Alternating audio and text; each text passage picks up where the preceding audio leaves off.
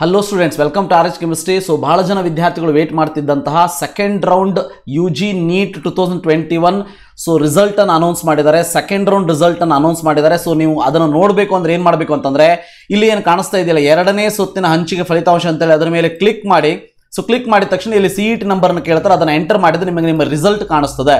So ಇದರಲ್ಲಿ ಒಂದು point ಅವರು ಹೇಳಿದ್ದಾರೆ. ಸೊ ನವೋದಯ ಕಾಲೇಜಿನಲ್ಲಿ ಅದು ಒಂದು ಕೇಸ್ ಕೋರ್ಟ್ನಲ್ಲಿ ಇರೋದಕ್ಕೆ ಸೊ ನ್ಯಾಯಾಲಯದ ಆದೇಶದ ಪ್ರಕಾರ ನವೋದಯ ಕಾಲೇಜಿನ 14 MEH ಸೀಟುಗಳನ್ನ ಇವರು ಇನ್ನೂ ಕೂಡ ಫಲಿತಾಂಶವನ್ನು ಪ್ರಕಟಣೆ ಮಾಡಿಲ್ಲ. ಓಕೆ, ಸೊ ಅದೊಂದು ಕೇಸ್ ಇನ್ನೂ ಕೂಡ ನ್ಯಾಯಾಲಯದಲ್ಲಿ ನಡೀತಾ ಇರೋದು ಅನ್ನೋದಕ್ಕೆ ಅದನ್ನೊಂದು ಬಿಟ್ಟು ಉಳಿದಿದ್ದ ಎಲ್ಲ ಫಲಿತಾಂಶವನ್ನು ರಿಲೀಸ್ ಮಾಡಿದ್ದಾರೆ.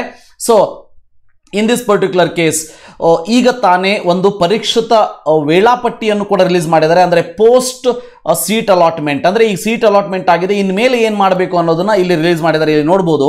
So publication of second round result ಇವತ್ತು ಬಂದಿದೆ 6 ಗಂಟೆ ಮೇಲೆ.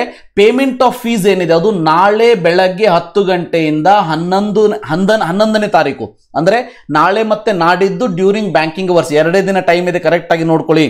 ಸೊ 2 ದಿನ ಟೈಮ್ ಇದೆ. ಅದಕ್ಕಾಗಿ ಸ್ವಲ್ಪ ರೆಸ್ಪಾನ್ಸಿಬಿಲಿಟಿ ತಗೊಂಡು, ಸೊ ಪೇರೆಂಟ್ಸ್ ಇರ್ಬೋದು, ವಿದ್ಯಾರ್ಥಿಗಳಿರ್ಬೋದು, ಸೊ ನಾಳೆ ಬೆಳಗ್ಗೆ 10 ಗಂಟೆಯಿಂದ ಬ್ಯಾಂಕಿಂಗ್ ಅವರ್ಸ್ ಅಲ್ಲಿ ನಾಳೆ ಮತ್ತೆ ನಾಡಿದ್ದು ನೀವು ಫೀಸನ್ನು ಪೇಮೆಂಟ್ ಮಾಡಬೇಕು. ಯಾರ್ಯಾರು ಮಾಡಬೇಕು ಅಂತಂದ್ರೆ, ಸೊ ಯಾರು ಫಸ್ಟ್ ರೌಂಡಿನಲ್ಲಿ ಫೀಸನ್ನು ಪೇ ಮಾಡಿರ್ತೀರಿ ಅದರ ಡಿಫರೆನ್ಸ್ ಅಮೌಂಟ್ ಏನಾದರೂ ಇದ್ರೆ, ಅಂದರೆ ಫಾರ್ ಎಕ್ಸಾಂಪಲ್ ಈಗ ನಿಮಗೆ ಗೌರ್ಮೆಂಟ್ ಇನ್ ಪ್ರೈವೇಟ್ ಸಿಕ್ಕಿರ್ತದೆ 1,40,000 ಪೇ ಮಾಡಿರ್ತೀರಿ. ಸೊ ಈಗ ಗೌರ್ಮೆಂಟ್ ಕಾಲೇಜ್ ಏನಾದ್ರು ಸಿಕ್ಕು 59,000 ಆದರೆ ನೀವು ಪೇ ಮಾಡುವಂಥ ಅವಶ್ಯಕತೆ ಇಲ್ಲ. ಉಳಿದಿರುವಂಥ ಏನು ಫೀಸ್ ಇದೆ ಅದು ನಿಮಗೆ ವಾಪಸ್ ಬರ್ತದೆ, ಗೊತ್ತಿರಲಿ. ಹಾಗೇನಾದರೂ ಬೇರೆ ಯಾವುದಾದ್ರೂ ಸೀಟ್ ಸಿಕ್ಕಿತ್ತು, ಅಂದರೆ ಗೌರ್ಮೆಂಟ್ ಸೀಟ್ ಸಿಕ್ಕಿತ್ತು, ಈಗ ಗೌರ್ಮೆಂಟ್ ಇನ್ ಪ್ರೈವೇಟ್ ಸಿಕ್ಕಿದೆ, ಅಂತಹ ಕೇಸ್ ಒಳಗೆ ನೀವು ಡಿಫರೆನ್ಸ್ ಅಮೌಂಟನ್ನು ಪೇ ಮಾಡಬೇಕಾಗ್ತದೆ. ಸೊ ಯಾರಿಗೆ ಹೊಸದಾಗಿ ಸೀಟ್ ಸಿಕ್ಕಿದೆ ಅವರೆಲ್ಲರೂ ಕೂಡ ನೀವು ಈಗ ಸೆಕೆಂಡ್ ರೌಂಡ್ ಆದಮೇಲೆ ನಿಮಗೆ ಚಾಯ್ಸ್ ಅಂತೂ ಇರೋದಿಲ್ಲ.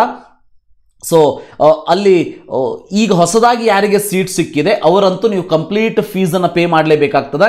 ಆ ಫೀಸನ್ನು ಪೇಮೆಂಟ್ ಮಾಡೋದಕ್ಕೆ ಸೊ ಒಂದು ಲಿಂಕನ್ನು ಕೊಡ್ತಾರೆ. ಆ ಲಿಂಕನ್ನು ಕ್ಲಿಕ್ ಮಾಡಿದ ಮೇಲೆ ನೀವು ನಿಮ್ಮ ಸೆಕ್ಯೂರಿಟಿಗೆ ಎಲ್ಲವನ್ನು ಹಾಕಿದ ಮೇಲೆ ಅಲ್ಲಿ ಡೌನ್ಲೋಡ್ ಚಲನ್ ಅಂತ ಆಪ್ಷನ್ ಬರ್ತದೆ. ಆ ಚಲನನ್ನು ಡೌನ್ಲೋಡ್ ಮಾಡಿಕೊಂಡು ಹತ್ತಿರದ ಬ್ಯಾಂಕಿಗೆ ಹೋಗಿ ಅದನ್ನು ಕಂಪ್ಲೀಟ್ ಫೀಸನ್ನು ಪೇ ಮಾಡಬೇಕಾಗ್ತದೆ. ಇದರಲ್ಲಿ ಯಾವುದೇ ರೀತಿ ಇನ್ಸ್ಟಾಲ್ಮೆಂಟ್ಸ್ಗಳು ನಿಮಗೆ ಇರೋದಿಲ್ಲ.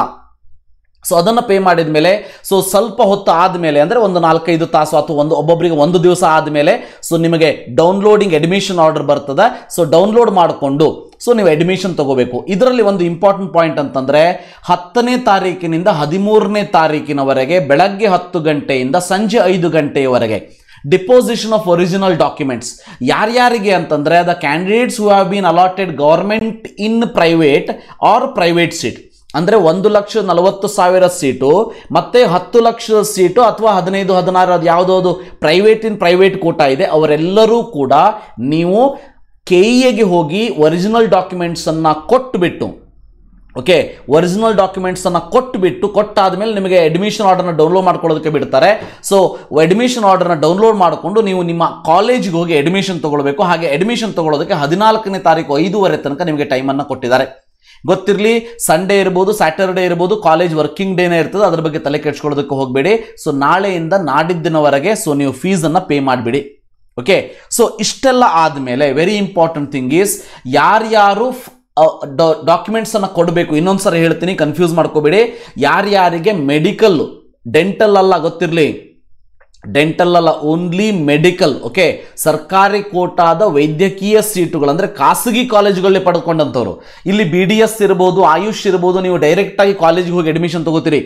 ಆದರೆ government in private and private in seats ಇರ್ತದೆ, ಅವರು ಮಾತ್ರ 10ನೇ ತಾರೀಕಿನಿಂದ 13ನೇ ತಾರೀಕಿನವರೆಗೆ ನೀವು KEAಗೆ ಹೋಗಬೇಕಾಗ್ತದೆ. ಸೊ KEAಗೆ ಹೋಗೋದಕ್ಕೆ ಒಂದು ಲಾಸ್ಟ್ ಇಯರ್ ಏನು ಮಾಡಿದ್ರು, ನಿಮ್ಮ ಒಂದು ರ್ಯಾಂಕಿನ ಪ್ರಕಾರ ಶೆಡ್ಯೂಲನ್ನು ಕೊಟ್ಟಿದ್ರು. ಈ ವರ್ಷ ಅದನ್ನು ಕೊಟ್ಟಿಲ್ಲ, ನೋಡೋಣಂತೆ. ಕೊಟ್ಟರೆ ಆಯಿತು, ಕೊಡಲಿಲ್ಲ ಅಂತಂದರೆ ಆದಷ್ಟು 10ನೇ ತಾರೀಕು ಅಂತ ಇದೆ ಅಂತಂದ್ರೆ 13ನೇ ತಾರೀಕು ಲಾಸ್ಟ್ ಡೇ ಹೋಗೋದಕ್ಕೆ ಹೋಗಬೇಡಿ. 11-12 ನಿಮ್ಮ ಕೆಲಸವನ್ನು ಮುಗಿಸ್ಕೊಂಡ್ಬಿಡಿ.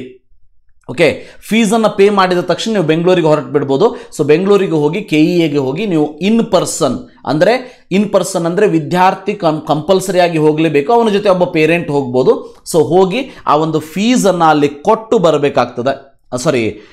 ಫೀಸ್ ಅಲ್ಲ, ಒರಿಜಿನಲ್ ಡಾಕ್ಯುಮೆಂಟ್ಸನ್ನು ಅಲ್ಲಿ ಸಬ್ಮಿಟ್ ಮಾಡಬೇಕು. ಸಬ್ಮಿಟ್ ಮಾಡಿದ ಮೇಲೆ ನೀವು ಆಲ್ರೆಡಿ ಫೀಸನ್ನು ಮೊದಲೇ ಪೇ ಮಾಡಿರ್ತೀರಿ. ಸೆಕೆಂಡ್, ನೀವು ಒರಿಜಿನಲ್ ಡಾಕ್ಯುಮೆಂಟ್ಸನ್ನು ಕೊಡ್ತೀರಿ. 3ನೇದಾಗಿ ಪ್ರವೇಶ ಪತ್ರವನ್ನು ಡೌನ್ಲೋಡ್ ಮಾಡ್ಕೊಳ್ತೀರಿ.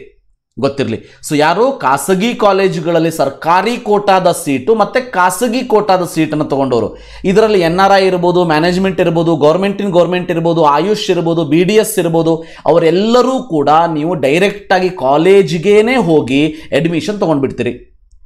ಅದರ ಜೊತೆಗೆ if you are non Karnataka candidates then you may be allotted with medical or dental or ayush or whatever it may be. Okay, non-Karnataka students who have been allotted with private or management, ಯಾವುದಾದ್ರೂ ಇರ್ಬೋದು, private or management, medical or dental or ayush, you have to go to the KEA and you have to give the documents, original documents at KEA, then you have to take the admission in the respective college. So ಇದಿಷ್ಟು ಇವತ್ತಿನ video. So definitely ನಿಮಗೆ help ಆಯಿತು ಅಂತ ಅನ್ಕೋತೀನಿ.